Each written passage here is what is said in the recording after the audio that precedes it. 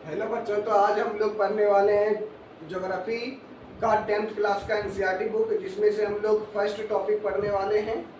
Geography का class 10th का first topic, इसमें क्या बोला जा रहा है? भारत संसाधन एवं उपयोग। भारत संसाधन एवं उपयोग, ये एनसीईआरटी का टॉपिक है। संसाधन, संसाधन क्या होता है? जो हम लोग दैनिक जीवन में उपयोग करते हैं, जो बस में जैसे हम लोग प्राकृतिक और मानवीय। प्राकृतिक मतलब क्या हो गया? जो भगवान के द्वारा बनाया गया है वो प्राकृतिक संसाधन हो गया। मानवीय संसाधन क्या हो गया? जो मानव के द्वारा बनाया गया वो मानवीय संसाधन हो गया। लेकिन प्राकृतिक संसाधन को भी जो है दो पार्ट में डिवाइड किया गया, एक नवकरणीय संसाधन, एक अनवकरणीय संसाधन। नवकरणीय संसाधन मतलब हो गया रिन्यूएबल एनर्जी। रिन्यूएबल एनर्जी मतलब क्या हो गया? वैसा संसाधन जिसको हम लोग रिन्यूएट कर सकते हैं, जैसे जल, पानी और हवा। ये ऐसा एक ऐसा साधन है जो कभी जिंदगी में समाप्त नहीं होगा। तो ये नवकरणीय संसाधन हो गया। और वो नवकरणीय संसाधन क्या है? वो नवकरणीय संसाधन को भी दो पार्ट में डिवाइड किया गया, एक पुनर्चक्रीय संसाधन, जैसे धातु को हम लोग पुनर्चक्रीय कर सकते हैं, और वो चक्रीय संसाधन। वो चक्रीय संसाधन मतलब क्या हो गया? जीवाश्म ईंधन। और फिर नवकरणीय संसाधन को भी दो पार्ट में डिवाइड किया गया है, एक सतत प्रवाह जैसे पवन, जल हो गया, और जैव। जैव मतलब हो गया बायोलॉजिकल, जिसे बायोकेमिकल बोल सकते हैं। जैव को भी दो पार्ट में डिवाइड किया गया है, प्राकृतिक वनस्पति और वन्य जीव। प्राकृतिक वनस्पति हो गया और वन्य जीव हो गया। इसी के बारे में, संसाधन के बारे में पूछा जाएगा। और ये बीपीएससी टीचर और जो एनसीईआरटी से रिलेटेड जो है आप लोगों को पूछा जाता है एग्जाम में, वो बहु एनसीईआरटी से। तो इससे मतलब 10th क्लास और 9th क्लास से जो बीपीएससी टीचर में अभी एग्जाम होने वाला है 19 तारीख को, तो ये एनसीईआरटी से पूछा जाता है। तो चलिए हम लोग इसका एनसीईआरटी का डिटेल एक्सप्लेनेशन देखेंगे, साथ में अंडरलाइन करते चलेंगे हेडलाइटर के साथ। मतलब हेडलाइन जो होगा वो आपको याद करना, जो ऑब्जेक्टिव क्वेश्चन 10th क्लास में भी काम आएगा। चलिए देखते हैं। चलिए देखते हैं खंड को में, यानी जैसे आप लोगों को जैसे पहला टॉपिक दिया गया है भारत संसाधन एवं उपयोग, कृषि, निर्माण, उद्योग, सब एक एक करके हम लोग टॉपिक देखेंगे। इसका हेडलाइन देखेंगे जो बीच बीच में आएगा, और इसका लास्ट में ऑब्जेक्टिव दिया गया उसके बारे में भी देखेंगे। तो भारत संसाधन एवं उपयोग, इसमें देखना जैसे एक वैज्ञानिक थे जैसे जीमरमैन ने क्या कहा था भूगोल के बारे में? संसाधन होते नहीं बल्कि बनते हैं। संसाधन होते नहीं बल्कि बनते हैं। संसाधन होता नहीं बल्कि बनते हैं। बनते मतलब हम लोग उसको बनाते हैं। जैसे संसाधन, जैसे मान लेते हैं ये पेंसिल है, ये पेंसिल का निर्माण हम लोग किए हैं। ये मतलब संसाधन है नहीं, लेकिन हम लोग इसको संसाधन बना दिए। क्या बना दिए? लकड़ी लिए और इसमें ग्रेफाइट डाल दी। इसका मतलब क्या हो गया? इसका हम लोग लकड़ी का कोई उपयोग नहीं था, अरे ग्रेफाइट का कोई उपयोग नहीं था। जब हम लोग ग्रेफाइट और लकड़ी को दोनों को कंबाइन कर दिए तो हम लोग इसको पेंसिल बना लिए। और पेंसिल मतलब उपयोग जो है इसको लिखने के काम में आ रहा है।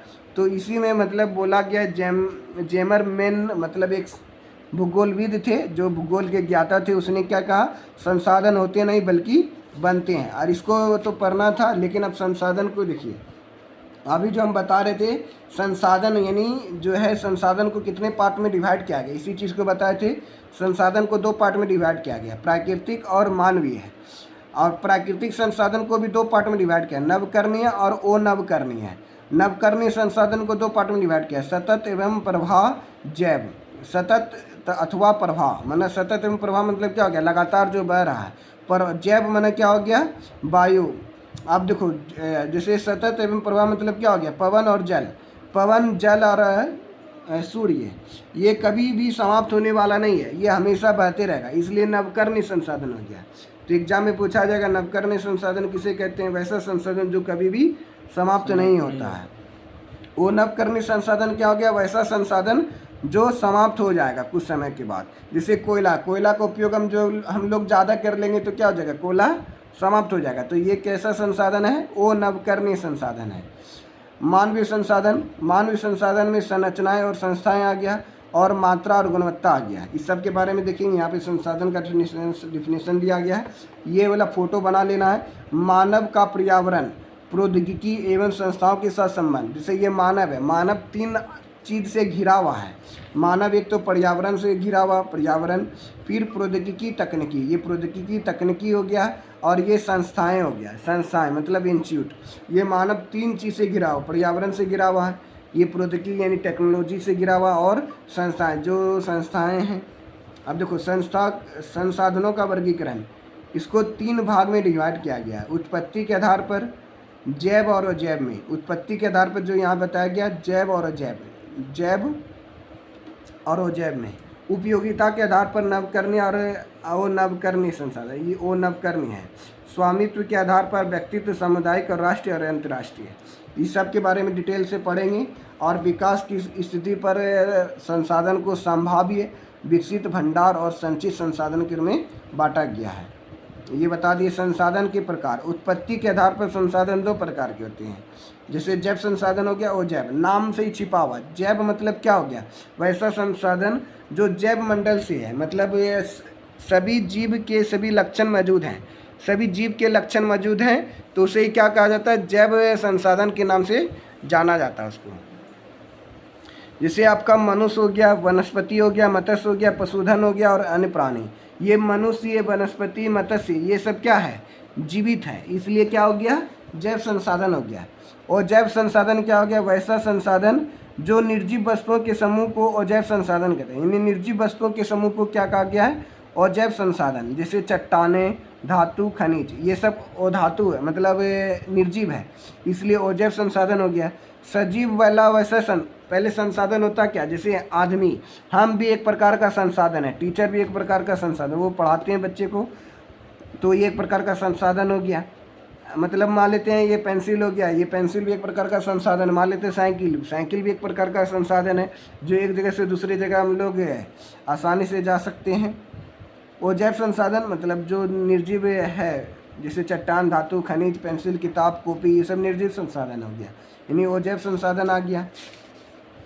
अब सबका डिफिनेशन दिया गया। उत्पत्ति के आधार पर संसाधन 2 वर्ग में बांटा गया है, एक नवकरणीय संसाधन, एक नवकरणीय संसाधन। ओ नवकरणीय, नवकरणीय संसाधन कैसा संसाधन है, जो कभी भी समाप्त नहीं होगा, उसे बोलते हैं नवकरणीय संसाधन।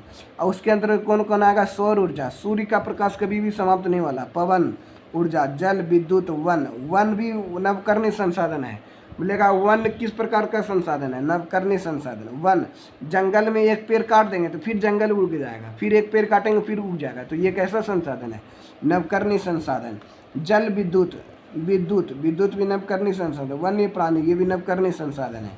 ओ नवकरणीय, इसी का उल्टा कर दो, वैसा संसाधन जो कुछ समय के बाद समाप्त हो जाएगा, उसी को क्या बोलते हैं, ओ नवकरणीय संसाधन। जैसे जीवाश्म ईंधन, जीवाश्म ईंधन क्या हो गया, जैसे पेट्रोल, पेट्रोलियम, डीजल, ये सब जो है धरती के अंदर में है, कोयला, ये सब कुछ समय के बाद उपयोग करेंगे, लेकिन हम लोग उपयोग कर लेंगे, लेकिन पोता, छरपोता, खरपोता, जो भी आएगा खरपोता के बाद, उसके बाद क्या हो जाएगा, थोड़ा दिक्कत होने लगे। अभी हम लोग तो उपयोग कर लेते हैं, लेकिन कुछ समय बाद क्या होगा, थोड़ा समाप्त हो जाएगा।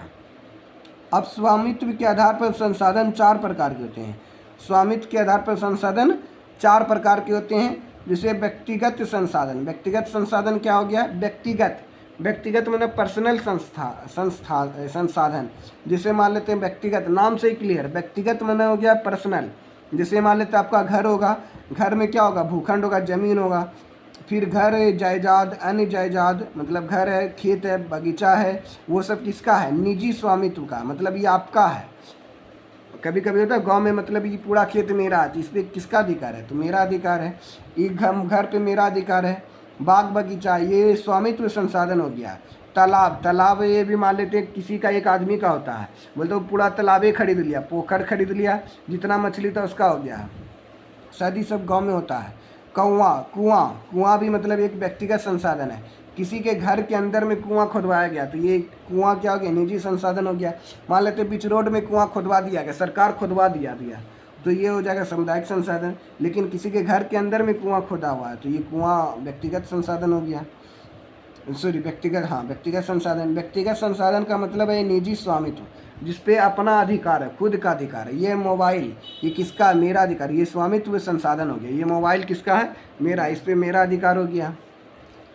अब देखो सामुदायिक संसाधन, सामुदायिक संसाधन किसको बोलते हैं? सामुदायिक, इसका मतलब क्या हो गया? पब्लिक रिसोर्सेस, संसाधन का इंग्लिश होता है रिसोर्सेस, सामुदायिक मतलब हो गया पब्लिक, पब्लिक रिसोर्स। जैसे मान लेते हैं खेल का मैदान हो गया, सैंडिस कंपाउंड हो गया, मरवारी कॉलेज का फील्ड हो गया, कोई कॉलेज हो गया, विद्यालय हो गया, मंदिर हो गया, कुप्पा घाट हो गया, ये सब हो गया सार्वजनिक संसाधन जहाँ पे सभी लोग जा सकता है। तो वैसे संसाधन को सभी लोग जा सकता है, यहाँ पे कोई रोक टोक नहीं होता। शमशान घाट, मंदिर, मस्जिद, सामुदायिक भवन, ये सब सभी लोग जा सकता है। तो ये होगी सामुदायिक संसाधन, खाली नाम पढ़ना और उसके बारे में कुछ डिटेल लिख देना है। अब राष्ट्रीय संसाधन क्या होता है? यानी कानूनी तौर पर देश या राष्ट्र के अंतर्गत सभी उपलब्ध राष्ट्रीय संसाधन, वे ही राष्ट्रीय संसाधन, यानी देश के लिए जो संसाधन है वह राष्ट्रीय संसाधन हो गया। अब देश का कौन सा राष्ट्रीय संसाधन होगा?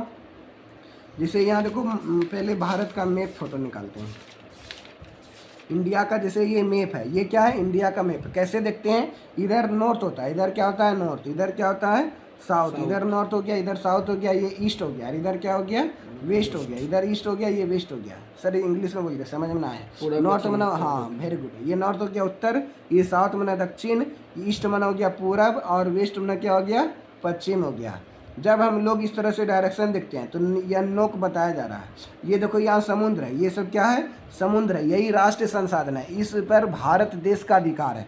यहाँ से लेके यहाँ तक 200 किलोमीटर, 200 किलोमीटर तक, यानी भारत की भूमि से 200 किलोमीटर तक जितना भी समुंदर है उस पर भारत का कब्जा है, भारत का अधिकार उस पर। वही चीज़ लिखा गया, ये किसी भी राजनीतिक सीमा के अंतर्गत भूमि, खनिज पदार्थ, जल संसाधन, वन और वन्य जीव, समुद्री जीव 200 किलोमीटर महासागरीय क्षेत्र तक राष्ट्रीय संसाधन है। यानी समुद्री, यानी भारत की धरती से 200 किलोमीटर तक का जितना भी दूरी होगा, 200 किलोमीटर इतना ना होता है, यहाँ से पटना, पटना से भी ज़्यादा दूर, देवघर कितना बहुत दूर हो गया, मतलब ये पूरा संसाधन जो ना ये भारत का मतलब हो गया। यहाँ से 200 किलोमीटर इधर, तो ये भारतीय संसाधन, ये मतलब राष्ट्रीय संसाधन हो गया। वैसा संसाधन जो राष्ट्र का है, नेशन का है। अंतर्राष्ट्रीय संसाधन, अंतर्राष्ट्रीय संसाधन मतलब क्या हो गया? ऐसे संसाधन का नियंत्रण अंतर्राष्ट्रीय संस्था मतलब इंटरनेशनल इंस्टीट्यूशन करता है। यह तट रेखा 200 किलोमीटर की दूरी पर छोड़कर खुले आम महासागरीय, 200 किलोमीटर दूरी को छोड़कर खुले, यहाँ छोड़कर बोला जा रहा है, खुले महासागरीय संसाधन पर किसी देश का आधिपत्य नहीं है। इसका कहने का मतलब हो गया 200 किलोमीटर तक तो भारत का अधिकार है, लेकिन 200 किलोमीटर के बाद क्या हो गया? बचा रह गया क्षेत्र। अब जो बचा रह गया क्षेत्र वो क्या हो गया? इंटरनेशनल रिसोर्सेस हो गया, मतलब अंतर्राष्ट्रीय संस्था हो गया, जो 200 किलोमीटर तक भारत अधिकार किया। लेकिन यहाँ मान लेते 200 किलोमीटर यहाँ से लेकर यहाँ तक आएगा, फिर ये सब समुद्र जो बचा है किसका अधिकार होगा? यह इंटरनेशनल रिसोर्स हो गया, मतलब अंतर्राष्ट्रीय संसाधन हो गया। अब देखो विकास के आधार पर, ये वाला भी याद रखना, किसी देश, ये सब एग्जाम में आता है, ये वाला, ये सब इम्पोर्टेंट पॉइंट है, इसको याद रखना है। ये सब नहीं याद रहेगा कोई दिक्कत नहीं है, लेकिन एग्जाम में अभी आने वाला ऑब्जेक्टिव क्वेश्चन में 2 क्वेश्चन बना, ये 2 क्वेश्चन ऑब्जेक्टिव है। जैसे अभी मान लेते हैं, अभी पढ़ा है, देखो इधर पीछे ऑब्जेक्टिव भी दिया गया, आप बताना है कि कौन सा अपवर्जक क्षेत्र है। तट रेखा से कितने किलोमीटर की दूरी अपवर्जक क्षेत्र, आर्थिक क्षेत्र कहलाता है। यहाँ पे दिया 200 नेशनल मीटर, यहाँ भी दे दिया, वो आगे आएगा, मिला भी नहीं है, इधर है अभी। तो ये 200 अपवर्जक, देखो अपवर्जक आर्थिक क्षेत्र क्या कहलाता है? 200 किलोमीटर की दूरी तक कहलाता है, दूर। अब देखो विकास के आधार पर संसाधन को 4 भागों में बांटा गया, विकास के आधार पर संसाधन को 4 भाग में बांटा गया। कौन कौन? संभावी संसाधन, संभावी संसाधन हो गया, विकसित संसाधन हो गया, फिर उसके बाद भंडार संसाधन हो गया, और संचित कोष संसाधन हो गया। इस सब का नाम याद रखना है। संभावी संसाधन क्या हो गया? ऐसे संसाधन जो किसी क्षेत्र विशेष में मौजूद होते हैं। संभावी मतलब संभव है कि वह संसाधन भविष्य में उपजेगा, यह है, उसको हम लोग बाद में उसका खनन करके निकाल सकते हैं, तो वैसे संसाधन को संभावी संसाधन कहते हैं। बुक का याद न रखना, जो अभी बता रहे बस वही दिमाग में रह जाएगा। संभावी मतलब जो ऐसा भविष्य में वैसा संसाधन जो बाद में हम लोग उसका प्रयोग कर सकते हैं। जैसे देखो हिमालय क्षेत्र का खनिज, हिमालय में पता है कि हिमालय के नीचे में खनिज पाया जाता है, लेकिन अभी उत्खनन नहीं कर रहे हैं, कब करेंगे, मान लेते जब कमी आएगा या मान लेते घट रहा है, तब हम लोग हिमालय क्षेत्र में जाएंगे, वहाँ से खनिज निकालेंगे जिनका उत्खनन अधिक गहराई में होने के कारण दुर्गम और महंगा है। उसी प्रकार हिमालय में मतलब खनिज निकालना थोड़ा कठिनाई है। उसी प्रकार राजस्थान और गुजरात में पवन और सौर ऊर्जा का वो सीमित संभावना है। राजस्थान और गुजरात में पवन चक्की ज़्यादा लगा हुआ, क्या कि वहाँ पर पवन तेज़ी से चलता है। क्यों चलता है? क्योंकि समुद्र के किनारे है, समुद्र में हवा बहता है तो पंखा को, टरबाइन को जल्दी जल्दी घुराता है। टरबाइन से क्या होता है? बिजली उत्पन्न होता है। इसका प्रोसेस है 10th क्लास में ही पढ़ाएंगे, फिजिक्स में है लास्ट में। गुजरात और राजस्थान में क्या है? ज़्यादा पवन चक्की का प्रयोग किया जाता है। पवन और सौर ऊर्जा, सोलर प्लेट सबसे ज़्यादा वहीं लगाया जाता है, गुजरात और राजस्थान में। अब देखो गुजरात के भुज में सौर ऊर्जा का आधुनिक उपक्रम बड़े स्तर पर लगाया जा रहा है। देखो यहाँ पॉइंट दे दिया है, गुजरात के भुज जिला में ना सौर प्लेट सबसे ज़्यादा मात्रा में लगाया जा रहा है। अब विकसित संसाधन क्या हो गया है? ऐसे संसाधन जिसका सर्वेक्षणोपरांत उपयोग हेतु मात्रा और गुणवत्ता का निर्धारण हो चुका है। मात्रा और गुणवत्ता का निर्धारण हो सका है, वह विकसित संसाधन कहलाता है। अब इसका क्या है? भंडार संसाधन। भंडार संसाधन क्या हो गया? ऐसे संसाधन पर्यावरण में उपलब्ध होते हैं, मानवीय आवश्यकताओं की पूर्ति में सक्षम है, उपयोग हेतु प्रौद्योगिकी के अभाव में इन्हें केवल भंडारित संसाधन के रूप में जाना जाता है। भंडार संसाधन नाम से क्लियर है, भंडार के रूप में ग्रहित है, अभी उपयोग नहीं किया। जैसे जल, हाइड्रोजन ऑक्सीजन का यौगिक है। जल किससे बना है? वाटर, हाइड्रोजन ऑक्सीजन, जिसे हम लोग केमिस्ट्री में पढ़ाएंगे, अभी पढ़ाए नहीं हैं। जल का फॉर्मूला क्या होता है? H2O। ये किससे मिलके बना हुआ है? हाइड्रोजन और ऑक्सीजन से मिलके बना हुआ है। तो ये भंडार संसाधन के अंतर्गत आता है। अब देखो संचित कोश संसाधन। संचित कोश संसाधन क्या हो गया? ऐसे संसाधन जो भंडार की ही अंश हैं, इनकी उपलब्ध तकनीकी के आधार पर प्रयोग में लाया जा सकता है, लेकिन तत्काल अभी प्रारंभ नहीं हुआ है। ये संचित कोश संसाधन कैसा संसाधन? वे भंडार में लाया जा सकता है, अभी उपयोग नहीं किया गया है, बाद में इसका प्रयोग करेंगे। ऐसे संसाधन जैसे वन हो गया, बांध हो गया, में जल के रूप में संचित है। वन हो गया जंगल, और बांध, डैम बना दिया जाता है, एक तरफ पानी को रोक के रखा जाता है। वही पानी को रोक के रखा गया, मान लेते इसके नीचे में टरबाइन लगा देंगे तो पानी गिरेगा टरबाइन पे, वो टरबाइन गिरेगा तो उत्पन्न बिजली, यानी पानी से बिजली उत्पन्न कर सकते हैं। ये संचित संसाधन हो गया, बाद में इसका उपयोग करेंगे। और अभी भी प्रयोग किया जा रहा है, डैम से मतलब टरबाइन घुमा करके पानी से बिजली उत्पन्न किया जाता है, इसको बोलते हैं पन बिजली। अब देखो संसाधन नियोजन। नियोजन मतलब क्या हो गया? संसाधनों का विवेकपूर्ण उपयोग ही संसाधन कहलाता है। मान लेते घर से लाएं, आलू लाएं, चावल लाएं, दाल लाएं, आप 21 दिन में चावल आलू दाल बना दीजिएगा तो ख़त्म हो जाएगा, फिर भविष्य में क्या खाइएगा? सर थोड़ा थोड़ा खाते, थोड़ा सा आलू लेते, थोड़ा चावल, थोड़ा दाल मिलाते हैं, खिचड़ी बना देते, एक के बार में जय श्री राम हो गया, आधा घंटा में खाना पक के तैयार। तो नियोजन मतलब दिमाग लगा के काम करते हैं। आज घर गए तो अब 2 महीना के बाद घर जाएंगे, ताकि भाड़ा भी लगता है, घर में मम्मी बकबो करता है, बार बार ही बेटा आ जाता है मेरा घर, मतलब ऐसे बोलते हैं। संसाधनों का विवेकपूर्ण उपयोग। संसाधन का विवेकपूर्ण उपयोग यानी विवेक से जो दिमाग लगाकर संसाधन का उपयोग करेंगे। ऐसा नहीं पेंसिल का बार बार इसका नोके तोड़ देंगे तो ये क्या हो जाएगा? छोटा हो जाएगा। बच्चा लोग मान लेते नया पेंसिल लेना तो उसका नोके तोड़ के छोटा करते हैं, मम्मी टूट गया हमको नया पेंसिल दो, तो टूट गया तो नया पेंसिल दे देता बच्चा को, चलो लो पढ़ो। तो विवेकपूर्ण रूप से उपयोग करेंगे, वही संसाधन नियोजन हो गया। नियोजन मतलब दिमाग लगा करके जो संसाधन का उपयोग करते हैं। ऐसा नहीं कि पानी बर्बाद करें। किसी के लिए पानी बहुत मूल्य चीज़ हो सकता है, और किसी के लिए मोटर भर गया कोई बंद करने वाला नहीं है। पानी गिर रहा है सर, और यहाँ लोटा डिक्ची भर धरिया लेके दौड़ते रहता है, पानी खत्म हो गया। अभी गर्मी का मौसम है, पानी का किल्लत है सब जगह। अब देखो कहाँ मतलब ये संसाधन नियोजन मतलब भंडारण। छत्तीसगढ़ देखो ऐसा जैसे कौन से राज्य में ऐसा है जहाँ पे भंडार सबसे ज़्यादा है? जैसे झारखंड हो गया, मध्य प्रदेश हो गया, छत्तीसगढ़ हो गया, ये सब ऐसे प्रदेश है जहाँ पे खनिज और कोयला प्रचुर भंडार है। यानी झारखंड हो गया, मध्य प्रदेश हो गया, झारखंड, मध्य प्रदेश और छत्तीसगढ़, और खनिज और कोयला यहाँ पे जो है ना प्रचुर भंडार पाया गया है। खनिज किसको कहते हैं? खनिज मतलब क्या हो गया? जैसे लोहा, फिर सल्फर, ये सब खनिज हो गया। लोहा, कोयला, ये सब खनिज है।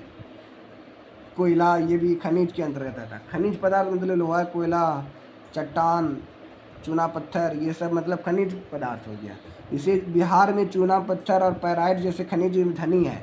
बिहार में कौन सा? बिहार में तो जैसे बिहार और झारखंड एक साथ था, लेकिन 15 नवंबर 2000 को बिहार और झारखंड अलग हो गया।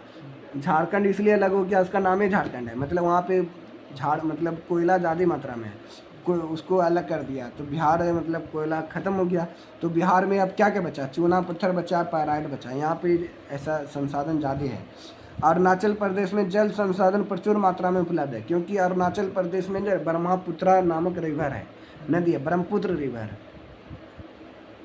और राजस्थान में सौर ऊर्जा के साथ साथ पवन ऊर्जा की प्रचुरता है, मतलब वहाँ पे धूप भी ज़्यादा तेज उगता है। और पवन ऊर्जा वहाँ पे सौर प्लेट और मतलब पवन चक्की लगाया जाता है, और वहाँ पे ज़्यादातर मतलब हम लोग इसका प्रयोग कर सकते हैं।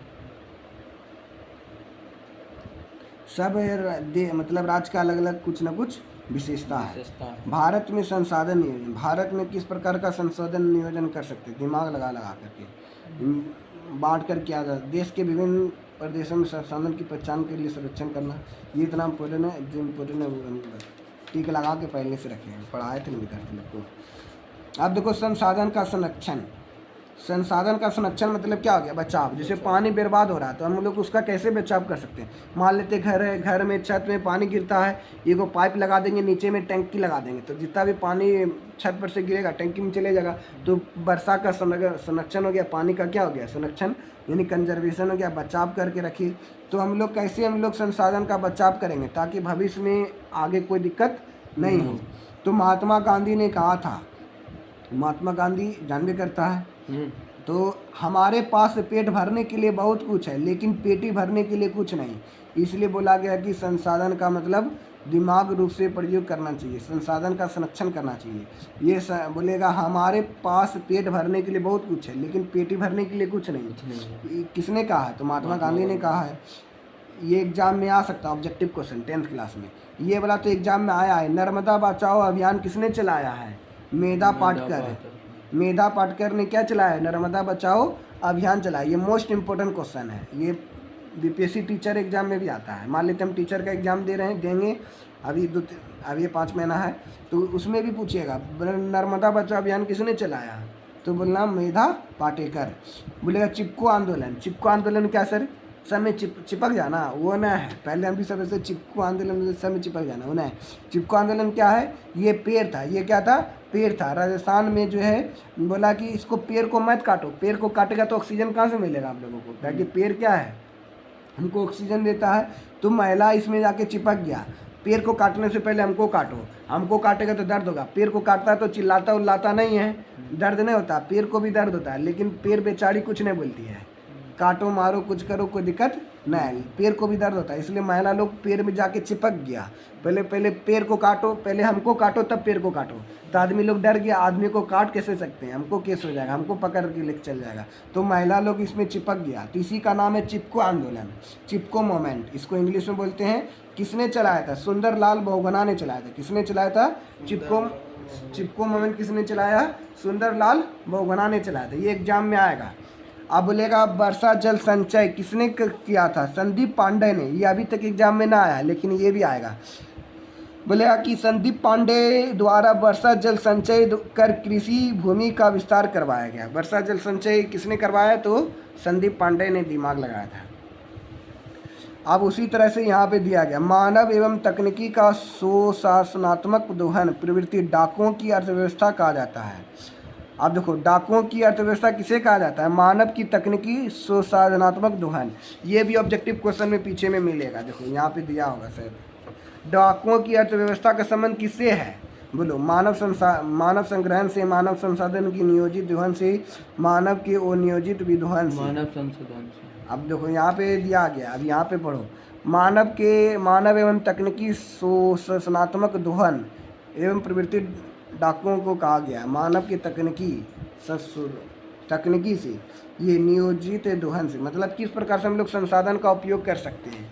यहाँ पे दोनों का अर्थ बदल दिया गया है, मतलब थोड़ा शब्द में डिफरेंस कर दिया है। अब बोलेगा पहला पर्यावरण संरक्षण कब हुआ था? पर्यावरण संरक्षण हेतु सर्वप्रथम स्टॉकहोम में विश्व शिखर सम्मेलन 1972 ईस्वी में नियोजित हुआ था। इसी सम्मेलन के समय 5 जून को पर्यावरण दिवस मनाते हैं। जीवी सुमित अकेडमी के द्वारा भी पर्यावरण रोपा गया था नई दिल्ली में, देखा होगा, मतलब यूट्यूब पे डाले थे, पेड़ रोपते हुए, तो हमको सर्टिफिकेट दिया गया सरकार के द्वारा, यूट्यूब पे भी डाल दिए। 5 जून को हम पेड़ रोपे थे, तो उसमें पर्यावरण दिवस में मतलब सर्टिफिकेट दिया गया। बोलेगा पर्यावरण दिवस कब मनाते हैं? 5 जून को। 5 जून। कब से मनाया जा रहा है? तो 1972 ईस्वी से मनाया जा रहा है। किस सम्मेलन में मनाया गया पहला पर्यावरण दिवस? तो प्रथम स्टॉकहोम सम्मेलन में। कहाँ पे मनाया गया? स्टॉकहोम विश्व शिखर सम्मेलन 1972 से ही जो है बोला 5 जून को प्रत्येक साल पर्यावरण दिवस मनाया जाएगा। आप देखो क्या बोला जा रहा है, अंतर्राष्ट्रीय स्तर पर अनेक सम्मेलन हुए। सर्वप्रथम 1968 ईस्वी में क्लब ऑफ रोम ने इसकी वकालत की और 1974 ईस्वी में सुम शेर की पुस्तक स्मॉल इज ब्यूटीफुल में इसका संबंधित गांधी जी का विचार प्रस्तुत किया गया। वैसे इम्पोर्टेंट है। अब देखो ये वाला इम्पोर्टेंट है। फिर रियो डी जेनेरो ब्राज़ील में 1992 ईस्वी में आयोजित पृथ्वी सम्मेलन भी इसी संदर्भ में सुनियोजित हुआ था। रियो डी जेनेरो ब्राज़ील ये दक्षिण अफ्रीका में ब्राज़ील है। वहाँ पे 1992 में पृथ्वी सम्मेलन हुआ। बोलेगा पहला पृथ्वी सम्मेलन कब हुआ था? 1992 में। ये आता है एग्जाम में। फिर पहला पृथ्वी सम्मेलन कब हुआ था? 1992 में। पृथ्वी सम्मेलन कब हुआ था? 1992 में। कहाँ हुआ था? रियो डी जेनेरो ब्राज़ील में हुआ था। फिर बोला जा रहा है 1997 ईस्वी में न्यूयॉर्क में द्वितीय पृथ्वी सम्मेलन हुआ। पहला दूसरा पृथ्वी सम्मेलन कब हुआ? दूसरा वाला पृथ्वी सम्मेलन कब हुआ? 1997 में हुआ। 5 साल के बाद, प्रत्येक 5 साल के बाद मतलब होता है। 5 साल के बाद 1997 में हो गया। कहाँ पे हुआ था? न्यूयॉर्क में हुआ। फिर 5 जोड़ दो, 97 + 5 जोड़ेंगे क्या हो गया? 2002 हो गया।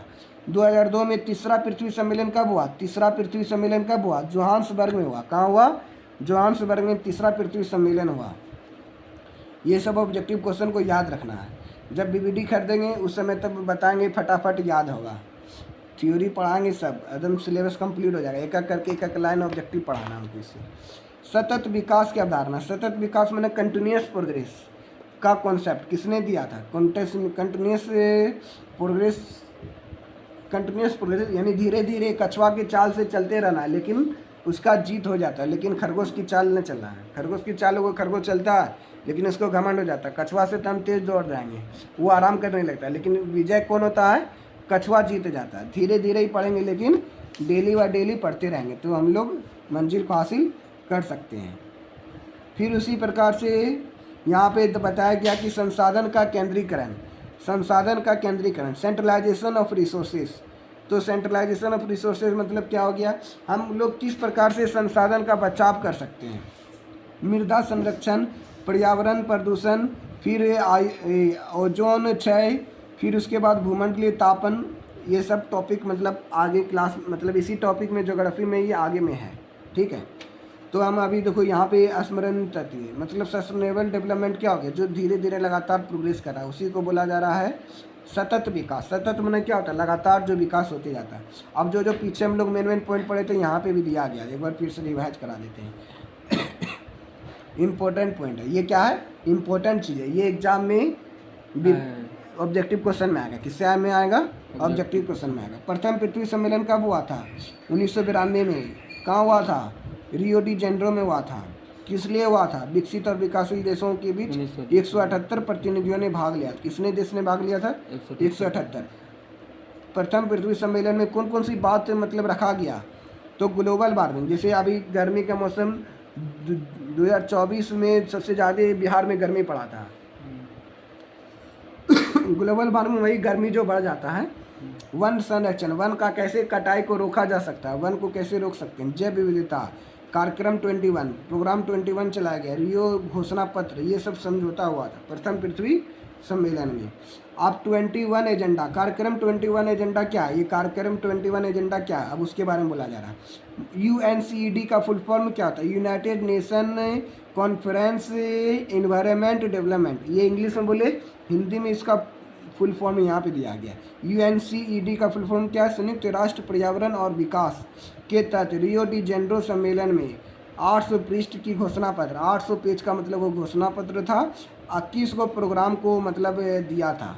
तो 21 का प्रोग्राम था उसमें, इसलिए इसका नाम जो है एजेंडा 21 रखा गया। वो 21 प्रोग्राम किसके लिए था? विश्व पर्यावरण कोष की स्थापना की गई। इसमें पर्यावरण से रिलेटेड 21 एजेंडा था, तो वही 21 एजेंडा नाम रखा गया। कहाँ पे किया गया? रियो डी जेनेरो में क्या गया? सम्मेलन किया गया। अब तीसरा पृथ्वी सम्मेलन, दूसरा पृथ्वी सम्मेलन बताए थे कहाँ हुआ था? तो जोहान्सबर्ग न्यूयॉर्क में हुआ था 1997 में। 5-5 साल पर होता है पृथ्वी सम्मेलन। तो तीसरा पृथ्वी सम्मेलन कब हुआ? दूसरा हुआ तो 1997 न्यूयॉर्क में, और प्रथम सम्मेलन के मिला 5 वर्ष बाद आयोजित किया गया। +5 सम्मेलन भी कहा जाता है। +5 मतलब 5-5 साल के बाद होता है। तीसरा पृथ्वी सम्मेलन कहाँ हुआ था? तो जोहान्सबर्ग में, यहाँ पे हुआ था। देखो तीसरा पृथ्वी सम्मेलन कहाँ हुआ था? जोहान्सबर्ग में। यहाँ पे नहीं लिखा हुआ है, लिख दो। जोहान्सबर्ग में हुआ था। कब हुआ था? 2002 में हुआ था। 2002 में हुआ था तीसरा पृथ्वी सम्मेलन, थर्ड वाला। अब क्योटो सम्मेलन क्या है? ये भी एग्जाम में आता है बहुत बार। क्योटो सम्मेलन क्या है? 1997 में पृथ्वी को ग्लोबल वार्मिंग से बचाने के लिए जापान के क्योटो शहर में सम्मेलन हुआ था, जिसमें 159 देशों ने भाग लिया था। ये क्योटो मतलब जापान का एक शहर है, वहीं पे सम्मेलन हुआ। कब हुआ? 1997 में। किसके लिए हुआ? पृथ्वी का ग्लोबल वार्मिंग से बचाने के लिए, यानी पृथ्वी का जो टेम्परेचर बहुत बढ़ जाता है उसको कैसे हम लोग रोक सकते हैं। इसमें जो है 6 गैस के बारे में बताया, जैसे कार्बन डाइऑक्साइड हो गया, CO2 बोलते हैं कार्बन डाइऑक्साइड, मीथेन हो गया, नाइट्रोजन ऑक्साइड हो गया, HFC मतलब हाइड्रोफ्लोरोकार्बन। ये कहाँ से निकलता है? फ्रिज से निकलता है, रेफ्रिजरेटर, AC से निकलता है। ये मतलब जो है वायु के ओजोन लेयर को छेद कर देता है ना, एटमॉस्फेयर में जो है ना, वायुमंडल में ओजोन लेयर है जो हम लोगों को स्किन डिजीज से होने से बचाता है, क्योंकि सूर्य के प्रकाश में बहुत सारा अल्ट्रा वायलेट रे है, वो अगर हमारे स्किन पे पड़ जाएगा तो वहाँ पे स्किन डिजीज हो सकता है। वहाँ पे जो है ना अल्ट्रा मतलब ओजोन लेयर बना हुआ है। वो जब हम लोग ज़्यादातर से AC का प्रयोग करेंगे, रेफ्रिजरेटर का प्रयोग करेंगे, मतलब फ्रिज का प्रयोग करेंगे, उसी से मतलब ज़्यादा CFC गैस निकलता है, HFC गैस, ये CFC गैस इसको बोल सकते हैं। CFC गैस उसी से निकलता है। पर फ्लोरोकार्बन, सल्फर हेक्साक्लोराइड, ये सब विषैला गैस है जो मतलब वायु प्रदूषण को बढ़ाता है और ग्लोबल वार्मिंग के टेम्परेचर को बढ़ाने का काम करता है। इसी को रोकने के लिए जो मॉन्ट्रियल समझौता 1987 में किया गया। बोलेगा मॉन्ट्रियल समझौता कब हुआ था? 1987 में हुआ था। इसी सम्मेलन को विश्व पर्यावरण सम्मेलन, मॉन्ट्रियल समझौता का दूसरा नाम है विश्व पर्यावरण सम्मेलन। विश्व पर्यावरण सम्मेलन, यह दूसरा नाम है ग्रीन हाउस सम्मेलन। तीसरा पृथ्वी सम्मेलन बताई दिए, 2002 में हुआ था, जोहान्सबर्ग में हुआ था, पृथ्वी से सम्मेलन हुआ था। बस वो ये टॉपिक हो गया समाप्त। ये वाला क्वेश्चन तो आप लोग अपने से बना लेंगे। कोयला किस प्रकार का संसाधन है? और नवकरणीय संसाधन, ऑप्शन नंबर ए हो गया। सौर ऊर्जा से निम्नलिखित में कौन सा संसाधन है? सौर ऊर्जा पुनः पूर्ति योग्य है, मतलब ऑप्शन नंबर बी हो गया। तट रेखागत सीमा अपवर्तक अर्थक 200 हो गया। डाकों का अर्थव्यवस्था क्या कहलाता है? संसाधन का नियोजित दोहन होता है। समुद्री क्षेत्र में राजनीतिक सीमा कितने किलोमीटर तक है? राष्ट्रीय आपदा है, कितना किलोमीटर तक राष्ट्रीय आपदा है? तभी बताए थे 200 किलोमीटर तक। कितना किलोमीटर तक? 200 किलोमीटर। वहाँ पे पॉइंट में दे दिया है। ये वाला आपको कमेंट करके बताना है, इसका आंसर बना के लाएंगे। न बनेगा फिर कल बता देंगे। फिर हम लोग नेक्स्ट टॉपिक पढ़ेंगे प्राकृतिक संसाधन। तो आज भर इतना ही। तो इस प्रकार से बच्चों तो आप लोगों का मतलब ज्योग्राफी का पढ़ाएं, फिर उसी प्रकार का SST संस्कृत यानी क्लास 10 का तो सब सब्जेक्ट पढ़ा देंगे। इसके लिए आप लोग लाइक करें, शेयर करें, सब्सक्राइब करें। जो भी समिति जय जय भारत। Thank you. लाइक करें, शेयर करें, कमेंट करना ना भूलें। जय जय भारत। Thank you.